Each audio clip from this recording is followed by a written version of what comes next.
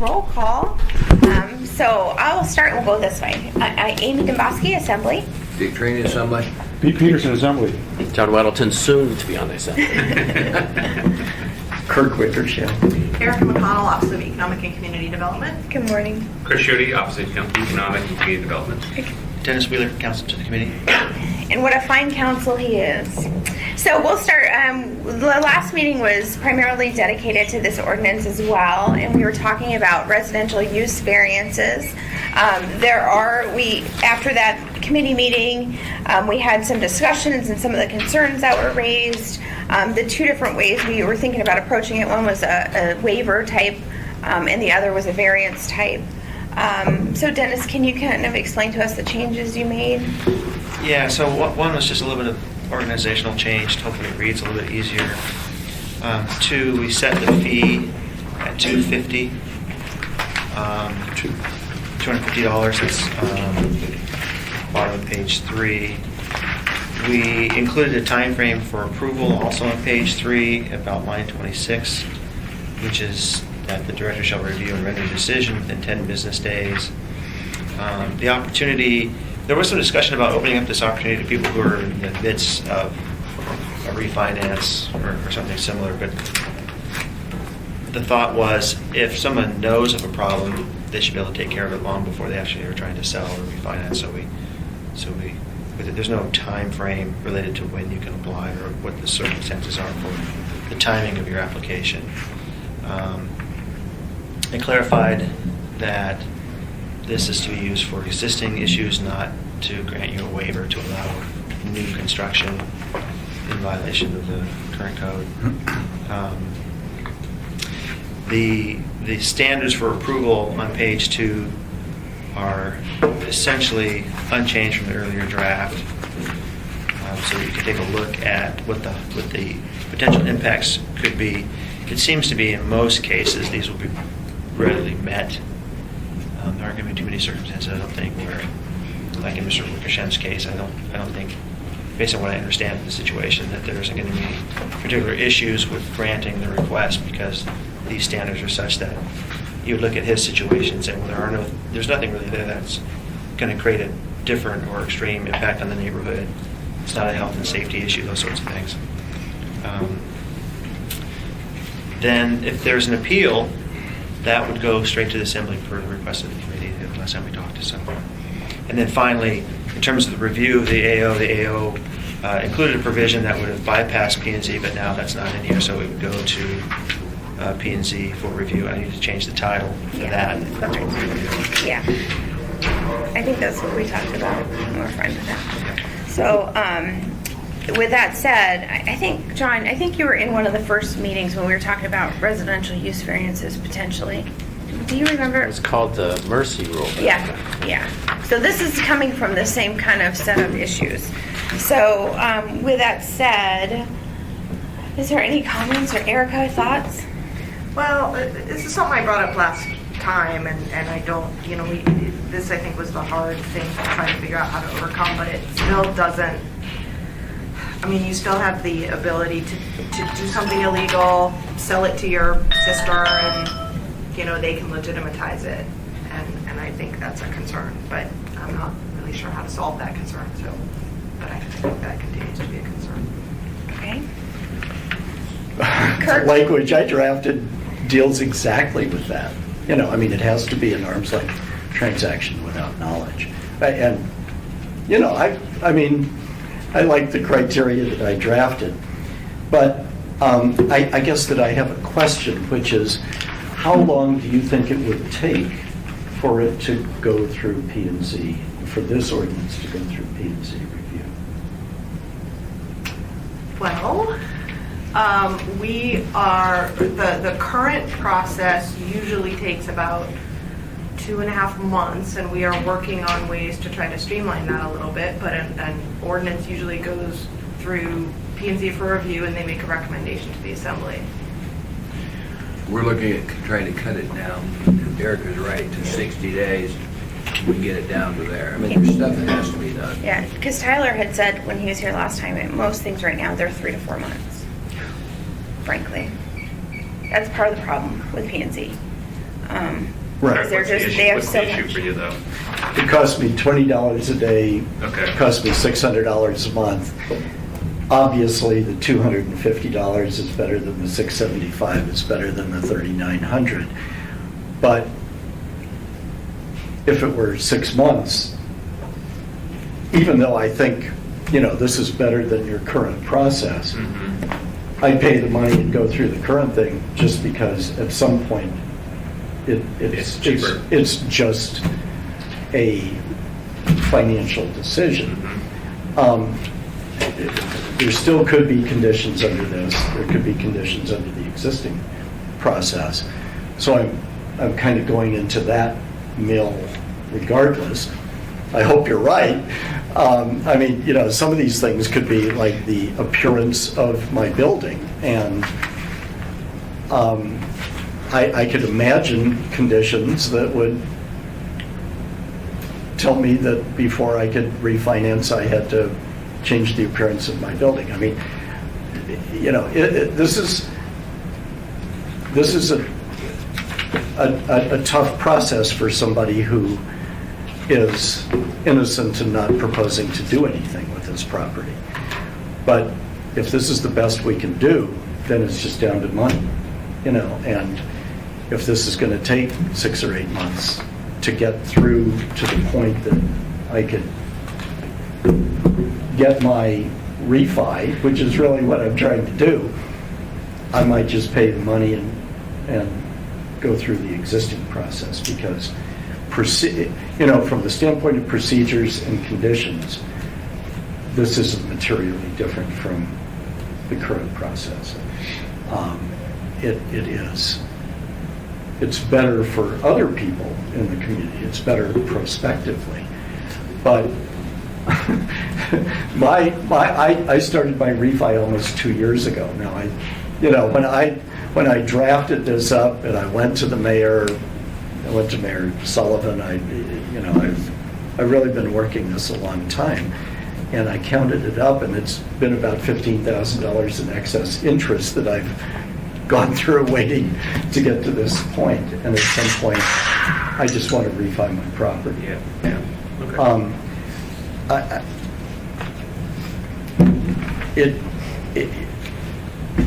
So I do appreciate what you guys are doing. I guess that I don't agree that it should be a discretionary thing with a lot of conditions.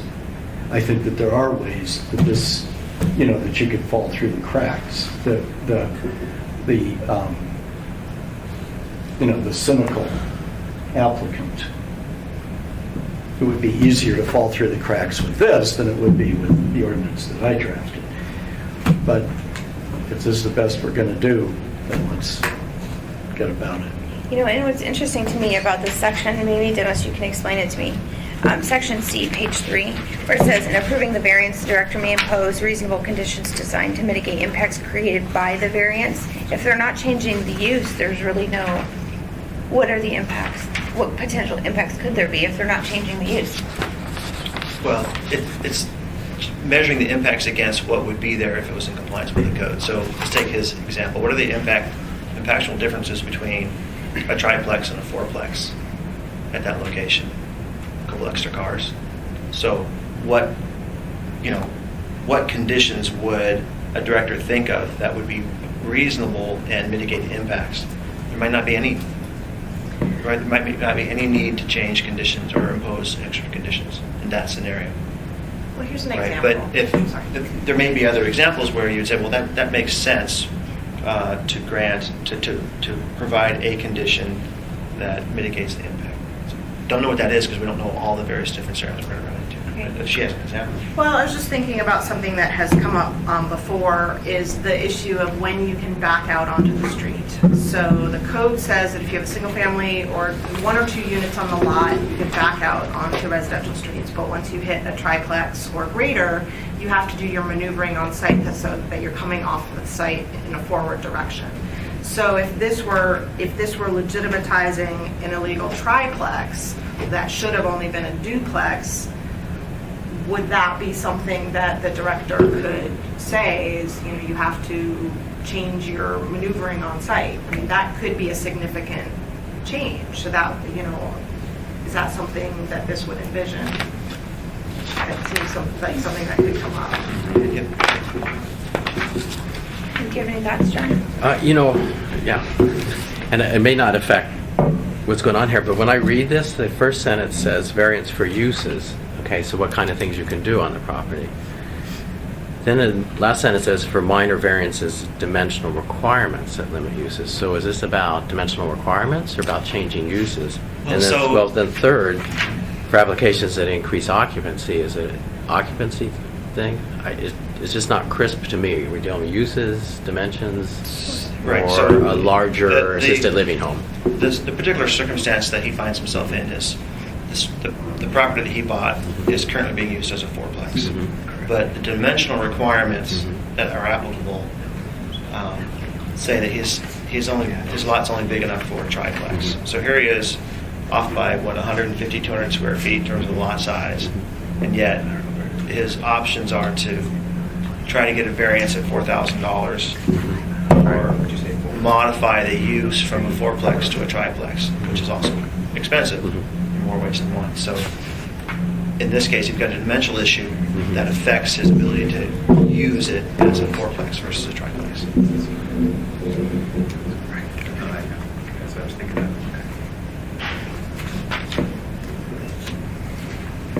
Did you have This a is comment? not, no, this is not a substantive comment I'm about to make, but I just noticed that the appeal code sections that you referenced, Dennis, are from old code. So I was just pulling up the new ones to plug in there. So it should be 2103.050. 2103.050. Thanks. Okay. Not sure I mentioned That's that, in E on page 3. Yes. Okay. One of the things we were trying to come up with was a certain set of criteria. I mean, so if somebody's applying for a residential use variance, there's got to be something that we're looking at. And that was part of the reason why even dimensional was mentioned, right? Yeah. Yeah, so this is a very narrow kind of variance request. I think the sense of the committee is that you're trying to help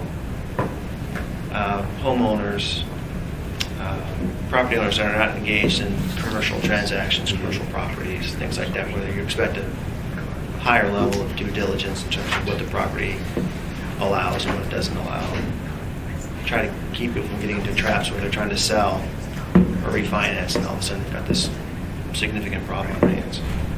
I'm just saying, okay, so I'm the guy who runs my electric business on a hillside lot, and I kind of have a warehouse to keep my fleet there, and I go, hallelujah, because this use isn't allowed on my lot. Now I have a variance routine. No, this is not for, I know that's this is only intent, for isn't it? residential. Well, that's uses. residential, it's an R6 lot. Yeah, so if you look at page 2, line 19, we're not going to permit non-residential uses. So this is not designed to create a variance so you can open a business or run a business on a property that's not otherwise zoned for that use. Yeah, the intent was to be very, very, very narrow and help those homeowners, especially because, you know, Kirk is by no stretch of the imagination the only one that's run into this, but those people trying to refinance and they run into this and all of a sudden they're like, a $3,600 variance? What? Most people just don't have pocket change. Yeah, and I think as you've explained before, part of what's happening is that there's a lot more going on in terms of financing. There's a lot more due diligence being performed by Right. lenders. So things that never would have come up before are now coming up. So people who may not have exercised a certain level of diligence when they bought in are now finding, oh wait, now I've got a problem that would have never been on my radar before. No, I'm sympathetic. I'm on the board of a credit union, so trust me, I've seen the regulations grow, and they're not all bad. But, just the wording here, I see uses. I don't know how much wordsmithing you want out of me, but Erica knows I can wordsmith like a madman. I would just put that dimensional requirements first sentence some way, just so first thing you know, it's mostly about minor variances and dimensional requirements that limit uses. That, to me, that's the fundamental goal here, right? To deal with that. And I move that first sentence. This will go through the planning commission? Yes. They'll get that. So what about if there are other violations of code on the lot, like they have a shed in a setback or something like that? I mean, Honestly, Erica, if somebody's going to refinance their home, I don't care. That's me personally. I'm not a code enforcement person, but here's the point, and this is what we're hearing from the community. They're trying to do something very basic and common sense, and they come in and they're like, okay, now because of all these new banking laws, people are doing more due diligence and they're finding little hiccups. But now all of a sudden, you know, something that should be easy, somebody should be able to refinance their home, the government is coming in and they're freaking out about everything. I don't think that's what anybody is intending to happen. Now, there's codes, there's laws. If they go to sell the home, obviously, that's probably going to get caught, right? But refinancing, I mean, this is one of those simple things. I don't think this needs to be rocket science. I think, you know, if the director looks at it and tells them they need to move their shed, I guess they're going to have to move their shed. But my goal is not to go in and use this as a mechanism to beat people over the head with every single tiny little rule. and I understand what you're saying, but I feel like we're giving the perception that these rules, which we've established for everybody to live under, are not really that important. See, and Because we're letting this is- people not comply with them. This is And where if I that's the disagree. case, maybe we shouldn't have those rules. See, and again, we're getting into feelings, and to me, we're trying to solve a problem that, I mean, most of us think is common sense. As we've discussed this, people should be able to refinance their home. They're- Chris, what's the specific nonconformity that you got? I mean, what's wrong? I'm a few hundred square feet short. Okay. I've been that way for 35 years. And to respond to that, I don't think it's a perception that the rules aren't important. It's that the violation of the rules aren't. If this has survived for 35 years with nobody noticing or caring, if I paid tax, or I and my predecessors have paid taxes on it for 35 years, with no one saying, "Ooh, you should get a break here," you know. I don't. I keep looking at it that this should be a waiver, not a variance, because it shouldn't be for scofflaws. And on the other side, it shouldn't be for people who do a less than arm's length transaction to get around some, you know, glitch. And it should just be automatic.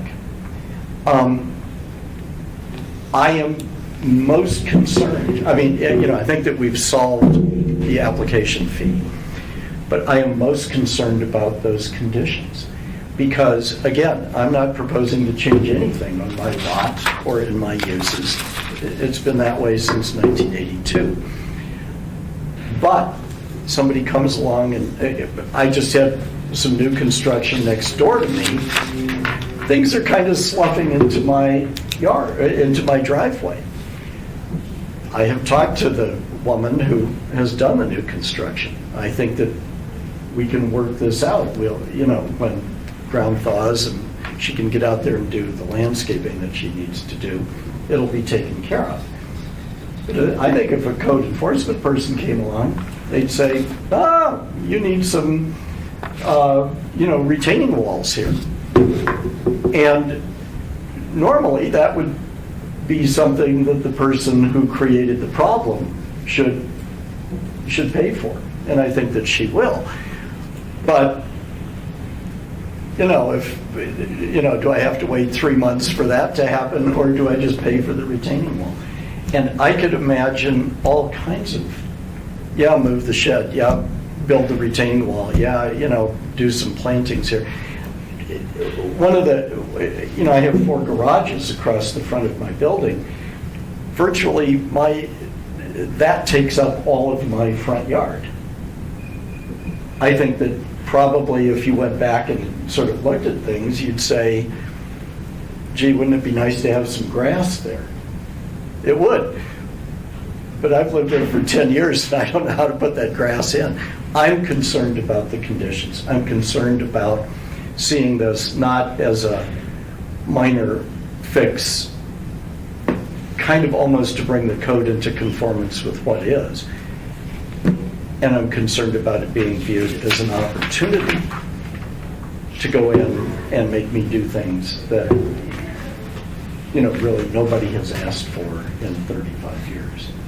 So is the issue open space then? Because I missed the initial meeting, so you're 35 square feet short on open space? No, you're no, requiring I'm more certain than lot that. size. Oh, your lot size is too small. Oh, My lot okay. size is too small. Okay. There's plenty of evidence that the city knew at the time that what the lot size was, that it was going to be a fourplex, but there's no building permit application in the city files. If there was, it would be a done deal. Yeah, Yeah. no kidding. Yeah, and Yeah. so, but that's where I go back. I personally am of the mind. I'm completely in the waiver camp personally. That's where I'm at. And so, to me, this is a big negotiation that has happened and a big compromise to get to this point. And I'm of the same mentality. And to me, by having a variance and it has to go through department director's discretion, that tells us that we're not just saying the laws don't matter. There's somebody who is trained and educated and knows the issues, who can use reasonable judgment. I think that's why in Title 21 we tried to give the director more discretion than he's ever had.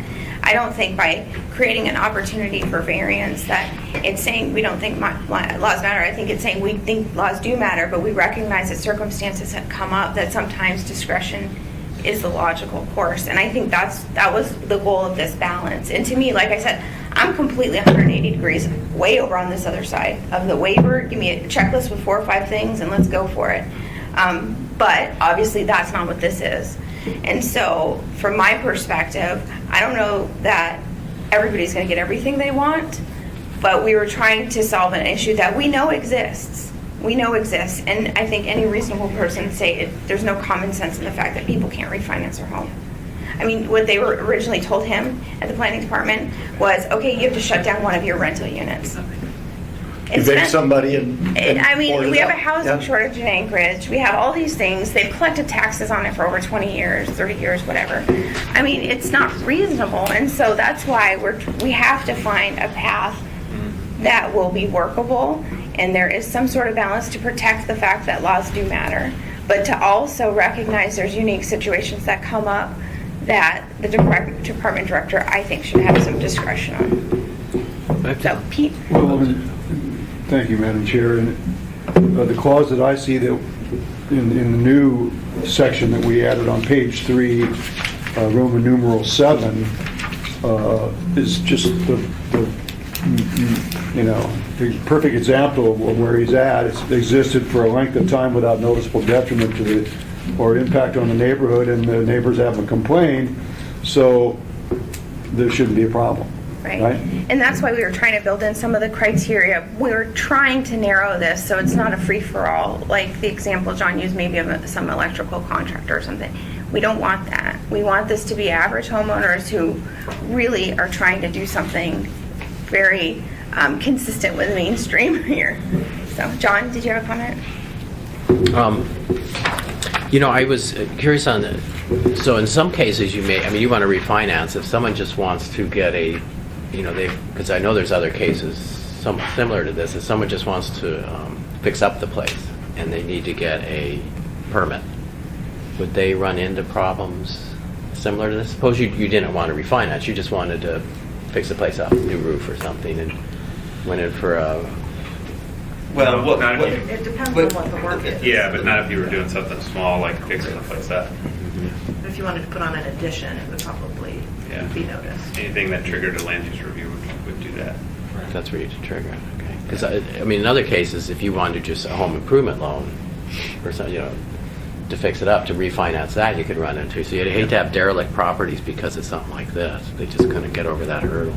Right. This actually would help them fix that problem versus not being able to get the financing. Right. In theory, if they had a derelict fourplex that needed to fix up and they had to, for some reason, get through a land use review, and they said, "Sorry, your lot's too small." So, well, this thing's been here since the 50s. In theory, they could Well, come in first- and get the variance to move forward, First right, they would apply versus for being stuck in. non-conforming. Yeah. They would apply for non-conforming rights first, and this would apply if they I know. don't. Play with me a Sorry, little bit. sorry. I'm just throwing. Yeah, okay.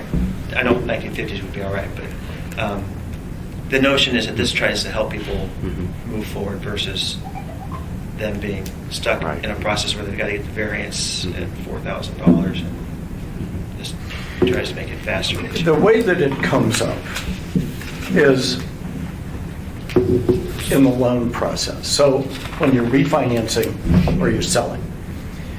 And, you know, to a certain extent, as long as I'm paying my $20 a day in excess interest, I could go forever. But if I were selling my building, the buyer would have a reasonable expectation of, you know, we're going to close. I need a place to live. And so you often get a situation where the lender or the appraiser, more likely the appraiser, says you've got to go get a zoning letter. And that alone takes 4, 5, 6 weeks. That's $150 and 4, 5, 6 weeks. This doesn't show up on anybody's radar until after you get that letter back and it says, oh, you're out of compliance. And, you know, if we did a waiver process, it would just be, you know, another half an hour of review in that zoning letter process. If you do this, that stops, and then you start the variance process. And this is a quicker process. I mean, it is, and it's a less expensive process. But it still would likely kill a sale. You know, at some point the buyer says, you know, I can put up with 6 weeks of delay. I don't want to put up with another 6 weeks of delay. I'm going to go find another place to live. Well, and that in part was why, you know, like I said, when we were looking at this process, I think it's originally a variance 45 days, right? Yeah. So, and now it's 10. And now And that's better. we took that into consideration Yeah. because, like I said, I started all the way over here on the waiver, and then there was the variance over here, the full blown, Mm-hmm. and so we thought, okay, that situation where it is a sale, I mean, is it really reasonable to ask buyers to wait another month and a half to even know? Yeah, I don't think that's reasonable, and so that's why we brought it And back to then 10. you might get conditions. And, you know, so, and the point once there you've is got that, those conditions. As Amy you're stuck. mentioned, the idea is you're trying to balance the immediate need of a particular property owner versus the community needs to be certain that conditions are being met to the best of our ability, because those neighbors are there for 10 years, 20 years, 50 years. So whatever that property is going to be, everybody around it is stuck with that situation. So you got to have the right balance between your immediate need to sell or buy versus the community needs to make sure that Right. they're living in a community that applies and uses standards. So when they live in a neighborhood, they have a reasonable expectation that that's the way it's going to be. And if there's going to be a change, it's only through the assembly and the public hearing process in terms of code changes, and not some Well, ad hoc. But in most of these fly-by letter. situations, you bought your house in the neighborhood that you're in, sort of knowing what the neighborhood is. So, for instance, my neighbors bought knowing that my building was a fourplex. Now, you know, I think it's disingenuous for them to say, oh, gee, we could make you be a triplex. No, I don't think that they should. But, you know, going to my community council and saying, gee, I'm applying for a variance, what do you folks think? And having somebody say, I don't like the color, you know, we're going to ask the planning director to propose the following conditions on this variance. Again, you know, it kind of goes from being a checkoff to being an opportunity to get into something that, And I don't. and then once that's stuck on my property, I mean, Oh, I know. I'm hammered. Well, and that's the Yeah. balance that we're trying to strike. And Yeah. right now, because like I would rather, as I said earlier, I would rather not see the department director use this as an opportunity to nail every property owner. yeah. How? But I don't think that's where we're going now. I think there has been, I think there has been use of variances like that in the past, and I've talked to property owners where I think that has exactly been the case. But my hope here is that we have to find that balance, because what Erica's bringing up about non-conforming properties that basically have terrible things that have been done, the department director should be able to address those issues. Yeah. Frankly. And so that's where the department director discretion really comes into play here. And is it a leap of faith? Absolutely. It's a leap of faith that I think he's going to do a good job. And we can't predict who's going to be there in the future, but at the same time, you know, it's not going as far as the waiver, which I was comfortable with, but, you know, there have been valid points brought up about, you know, if you go that route, you can't deal with some of the gross negligent things that have been done. So this is, you know, to me, when I look at just the reality of the situation, this is the best thing, I think, the best balance we'll find that maybe everybody can kind of come together on. That's my thought. Any thoughts, Dick? I've just had constituents that they were trying to refinance, and they were told they had a shed in their yard. It was too close to the lot line. Yep. They were told to drag it using a tractor away before the inspectors came out. Then they could drag it back again. And that doesn't always work, so we need to figure out some vehicle to deal with the refinancing.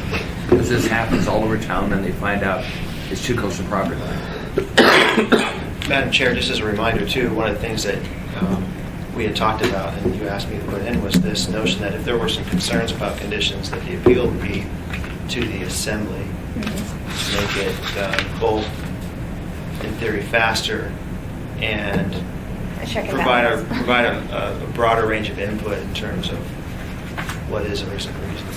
Yeah.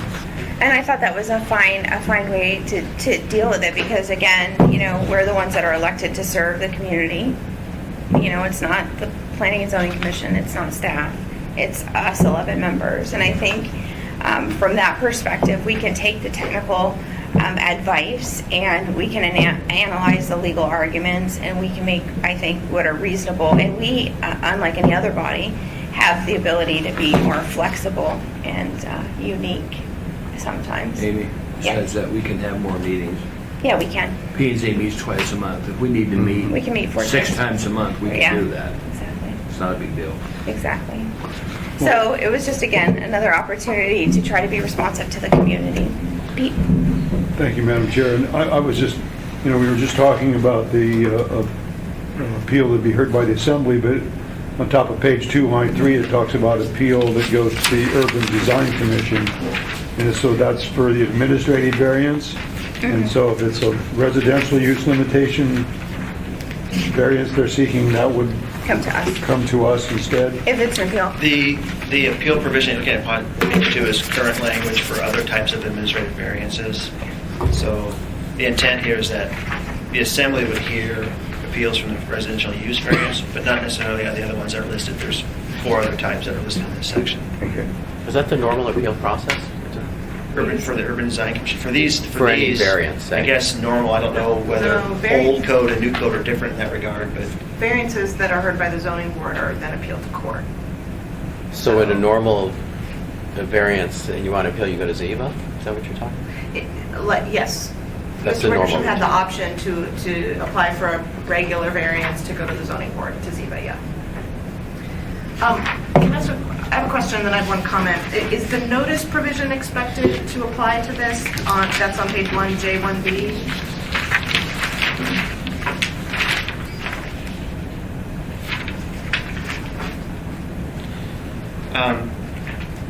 That's a good question, because we haven't talked about noticing. If you want to, because in theory, you need to shorten it if you're going to have, or not do it at all if you're doing Kind of a a 10-day director or process. 10-day process. So the question is, how do you want to handle that? Both the submission requirements and the notice provision are, you know, rigorous for somebody who's not proposing to do anything. You know, if you think about it. It's, for this, it would be property owners and residents within 500 feet. Is that what it would be? I don't remember, I have to see your... Yeah. I think he's correct, though. Yeah, and you'd have a contour map, you know, you'd have a full as-built with contours, the site plan. I mean, you know, it's, again, you know, it's the kind of thing that would be reasonable to ask if somebody were proposing to make an addition to their property. But for somebody who's not proposing to do anything with their property, it's both delay and cost that, We're just talking about public notice. I mean, you're not required to submit an as-built as part of this process that Dennis is laying out. Well, is that true? You might be. Yeah, I think Because you are. Because you're talking about dimensional issues, so you may need to have some. Okay. dimensional I just fundamentally speaking, I don't know why, if this is limited so much in scope to just either selling your home or refinancing your home, why in the world would we ask people to publicly notice that you're refinancing your home? I mean, Well, the public notice is that there's about to be an administrative action taken that will affect the property. And if some of the criteria by which the director needs to make his decision And you're is saying- related to how it could potentially impact the neighborhood, and not in Kirk's case because it's not going to, but down the road, other changes, I think the argument could be made that since part of the criteria for Hal's evaluation is how the public feels it could impact their properties, it's probably pretty important to have a good public notice period in there so that they know. 'Cause I probably can predict it now. We do one of these where it seems like it won't have much impact, but then sure enough, after the fact, we're getting the neighbors saying, we didn't hear anything okay, let's about go it." back for just a second. Nothing's changing on the property. Nothing. In his case. No, if you're selling In it. all of these In all of cases. these cases, because of the criteria, nothing's changing on the property. Not one stick is being moved. I would make the argument that we will hear from neighbors that even a simple administrative variance like this, I just know how a lot of people react to things that they don't know about when it affects their property, or when they think It it affects doesn't, their yeah, property. I guess the way we're looking at, has there been any complaints and stuff, we were gonna be looking at, has there been code enforcement actions, any of that kind of stuff on there. So again, you're going back to, nothing is changing on the property, nothing. Not one thing is changing on the property. There's no addition being made, there's no roof line that's being changed or whatever. Refinancing. It's just refinancing. You have to convince me, like, how in the world this is gonna have an impact on a neighborhood if there's no history, in code enforcement anywhere, complaints, how is a refinance gonna all of a sudden have to have a 30 or 45 day public notice? Well, if we go back to the example I think Erica brought up earlier, where as part of the condition of this variance, the planning director says you have to make this modification. So that you gave I think a triplex, fourplex example, where as a part of this approval, the planning director may say, well, now your parking and maneuverability has to occur on the site. We won't let you back out into the street anymore. And so that, as a neighbor, you would see somebody come in and pave a large portion of that property to accommodate the conditions that the planning director has placed on the property for this administrative variance. I can see the neighbors saying, hey, And today, if I wanted to pave my whole front yard, could anybody stop me? Is there any rules against me paving my whole front yard? There's rules about how much frontage you can have for your driveway. to connect to the road, not literally if you went out and just paved your front yard. Right. You would have to leave a little strip along the front. So again, okay, so my point is this, if we're trying to fix a refi or a home sale, I totally hear what you're saying. The fact is, if you inject now a 30 or 45 day public notice, there's no point in having Oh, no, a I think department I think review in it's 10 days. It's 21 days. I mean, again, so you're still doubling it. I mean, you're talking about a home sale that potentially has already gone through a 6-week wait, and now you're adding another 21 days. I mean, this is government at its finest getting in the way of common sense. That's my perception. I totally hear what you're I saying. think the 21 days is not government, it's public notification. And I'm just making the The fact argument that that we I'm should refinancing notify my the home. public. That's my point. There's nothing changing. Okay, I'm not going to argue. I totally get what you're saying. I appreciate your comments. Are there any other thoughts on the issue? Can I make one more comment? Not about notice. I appreciate what Mr. Wickersham said about wanting, there has to be arm's length between the person who created the problem and the person who is trying to solve the problem. But I just want to let you know that we don't have the capacity to evaluate that. If the name of the previous owner and the name of the current owner are different, we have no idea whether they're related, whether there is some sort of relationship, whether they actually knew, if it goes from a person to a trust in the name of a child. I mean, we can't evaluate that. So that's a potential That's not, loophole for. and it's not in here, so. Well, no, it is. For that very reason, I didn't want to put a burden on the property owner or the community trying to sort out. But whether the Well, owner created the. Right, in whether the the owner draft created that I the provided, the current owner had to warrant that to the city. Yeah. But it was a arm's length transaction without notice. And you know, the criteria that I set up were specifically designed to prevent cynical scofflaws. I mean, I think that's a valid point, but the way that I handled that was with an affidavit, that it was an arm's length transaction. Yeah, without the notice. trick there is an affidavit is worth something, but it's not nearly as valuable as actually having the title report to show the chain of title. And that's expensive. Or was it $250? It's $250, but if that keeps the transaction together, I mean, the seller's gonna pay that You're gonna- $250 you're gonna have that for a anyway. prelim anyway. Yeah. So, What are they running, like 6 months? They're good for 6 months usually? prelim, Yeah. yeah, but you would order the prelim, I mean, You'd have it- you'd again, have it. in the case of a sale Yeah. or a refi, Yeah. you know, I would be refining with my existing lender, and they're still asking for title insurance, you know?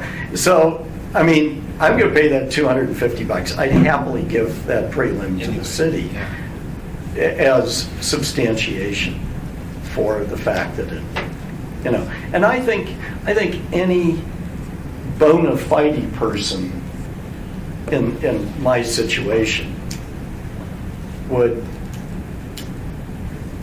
be willing to provide whatever substantiation the city would require. I mean, I think that's reasonable. It's the risk of neighbors piling on. It's the risk of a future planning director. Well, the past planning, you know, we had a meeting in this room where the planning director said, "Oh no, I want to get my hands on this property."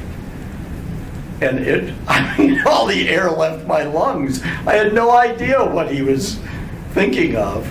I mean, I don't know of any violations on my property, but it's just like, no, you know, it's not reasonable. It's been the same for 35 years. I don't think that's fair.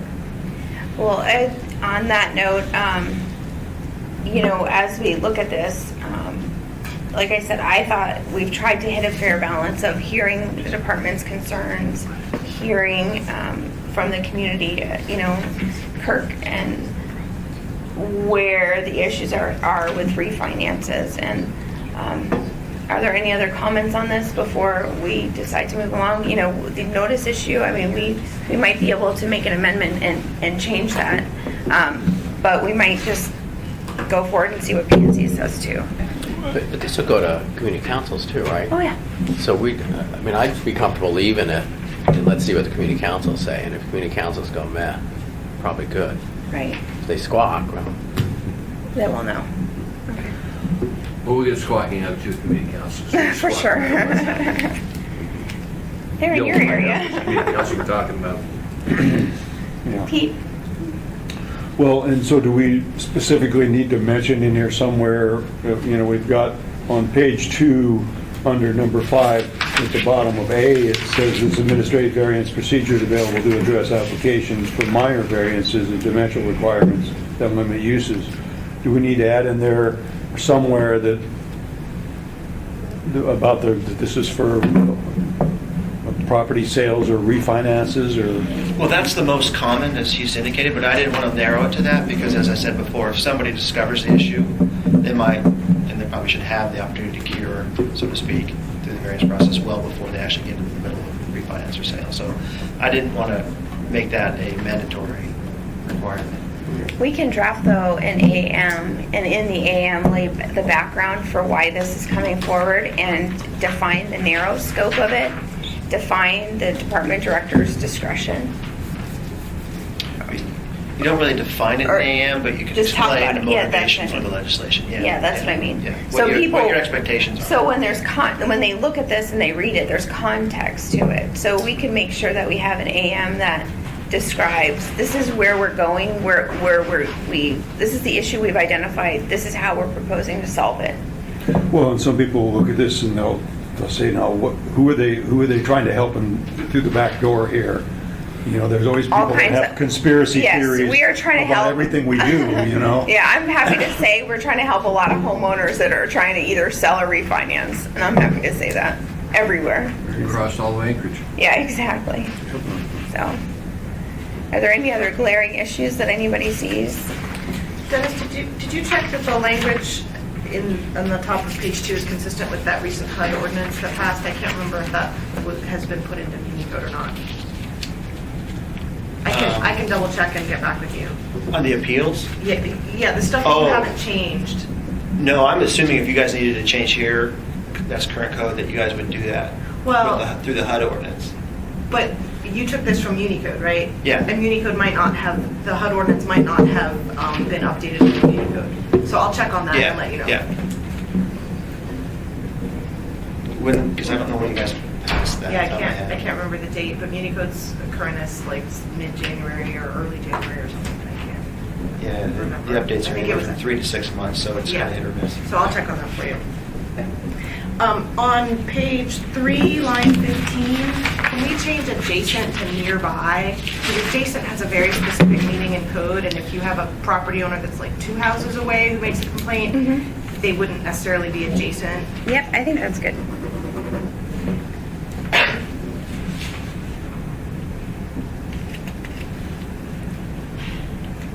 Did you see anything else in here, Erica? We got Dennis, I saw him write it down, the updated reference to the new Yeah, Title 21. Yeah, I'll fix that.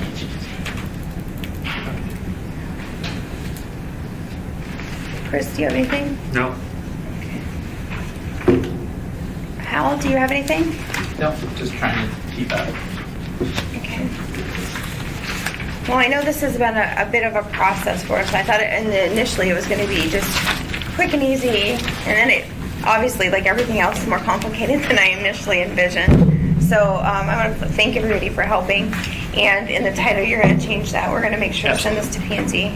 Yeah, so I guess what you guys have done before in the committee is you've made a motion to refer, to do and go to the next step, whether if you're ready to send it to P&Z then, or I'll do that. how you want to do that. Yeah, I'll do that. So the only technical two out of 3 committee members are here. It's Pete and I. So, Pete, are you opposed to sending this to P&Z? Do you want to go ahead and make a motion to do that? I'll move that we send this draft to Planning and Zoning Commission for their review. Perfect, and I'll second that. And with that said, now this is the $1 million question in the room. Who wants to sponsor this? I'm happy to be a sponsor as a committee member. Yeah, I think you can. Pete, are you okay with that? Sure. John, you're going to be sworn in by the time this is introduced. It'll be introduced probably not the 19th, but the 26th. Would you like to be a sponsor on this? I think so. Would I be on the committee? I'm try to assuming be you'll on be. this committee. I'm going to ask for you to be. I've already been talking to him about getting you on the John, committee. it's a safe so- assumption to be on the committee. Yeah, you probably, and honestly, I won't be surprised if you would make a good chair. You know John more doesn't about like being chair. you know more about Title 21 than probably most of us, I would say. So We're looking forward to you getting elected to do this. okay, so all 3 of us will sponsor it. Okay. And then we will go ahead. Dennis will make the changes. I'll ask him to send it to all 3 of us. Do you have your muni mail yet? No, john@weddleton.com is good for now. Okay, did you write that down? You'll be given a muni mail account. I think soon. John, could you say that again, please? john@weddleton.com. Amy, once you get a clean copy, let me know, and let's take it to the community councils. Yeah, let's do that. And Well, so, what, 2 Ds? and you know it'll take a couple months to get through I know, P&Z, but so. let's get it to them now. Yeah, and Dennis, They if can't you say could we didn't let draft them an know about it. AM also to go with it. We definitely don't want to make the same mistake that I made in the neighborhood responsibility plan and not have an AM. So we'll have an AM, and then once we have the adjusted draft, we'll send it to Pete and John too, and then we'll all look at it, and then we'll get it. Once everybody, the three of us look at it and say it looks good, then we'll send it to P&Z, and we'll plan on getting it introduced for the 26th. So hopefully P&Z will already have it kind of in queue, get it ahead a little bit. Does that sound good? Great. Thank Okay. you all very, very much. Awesome, thank you very much. All right, with that said, is there anything else? I did do introductions. I kind of skipped the modifications to the agenda. I just went straight into it. Do we have an update at all on the land use plan map? That guy Okay, does. good. I was just checking when I saw that in there. So, right now, today, as a matter of fact, we're giving out briefings to key agencies around the city, and we're doing DOT today at 3 o'clock. Next week, we're briefing all the department heads where we are in the land use plan map, and what's the basic idea behind this iteration of land use plan map. We're taking a few areas. We're saying, hey, we're going to be really smart with our funding, and we're going to be really smart and try and get investment in the community in some of these neighborhoods for higher density over time. That's kind of the general idea. And keep it that simple so people can, because there's a lot of data behind this. Sure. We will be doing that into, we're in the 60-day period right now for review, and we're trying to reach out to everybody we can during that time frame. That then will come to an end in May, and we're scheduling for June at the P&Z, is what I was just told. And when are we going to get to see the first draft of? You will. I was just going to suggest that Yeah. you have them come for the next. That would be wonderful. Yeah, well, we can give you an update. They've been out in the community already, Okay. Yeah, On the we'd road love show. to do it. So. That sounds wonderful. I'm going to hold off on scheduling the next meeting because the 19th we're going to reorganize and everybody will get all new committee assignments and everything. And so we'll leave that up to the next chair of this committee. And but I'm happy to help however I can.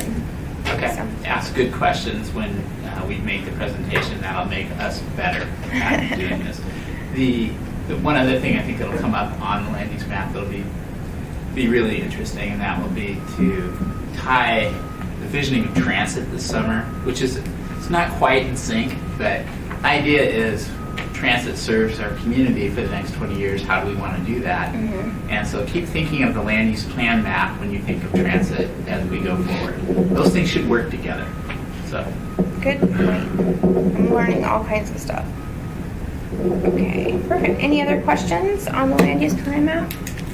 A little bit. I suppose I've been to about 9 of those meetings so Yes. far. But are you, and you're still going through, are you seeing big changes, or are these things really incremental? We're getting a lot of comment right now, and so staff is worried in the 60-day period that they want to answer every question that comes in, and so that will take some time, and that kind of iterative process here could have significant impact. DOT's responses could have significant impacts in how we relate back and forth to the state. They own so much of the property within they're in control of so many of our corridors. So that could have an impact that I'm not so sure that we're going to see huge changes, but we will keep you posted as that process is coming forward. And I think we should be able to give some individual time as well as team time to if you have additional questions about any specific area, I want our staff available to answer those questions for you. Okay, thank you. Any other comments on the land use plan map? No. So we talked repeatedly about tentative future meeting dates. The other thing I would say is, I'm sure it's already happened, but Mr. Chair, if you could remind all the new members and assembly members that the joint meeting with P&Z is tomorrow on the cell I'm tower having clerks ordinance. send those out to everybody. 'Cause Yeah. I want the new members to be there too. The cell tower ordinance is complicated, and it's in-depth. It's taken a long time to get out there. Yep, and it has. It's gone through a rigorous public process. And so we're hopeful that everyone will attend tomorrow so we don't have to, Yeah. do two But we're going to training be sessions. sending those out to all Okay. future Assembly members. I don't believe Forrest will be there. He's got guard I know. stuff he has to do. We can just reach out to them and invite them. Okay, good. Perfect. Okay, is there anything else that for anybody wants to add in, or we're getting done kind of early, so. Alrighty, well, thank you, then we're adjourned, and we will see y'all tomorrow. All right. Good job.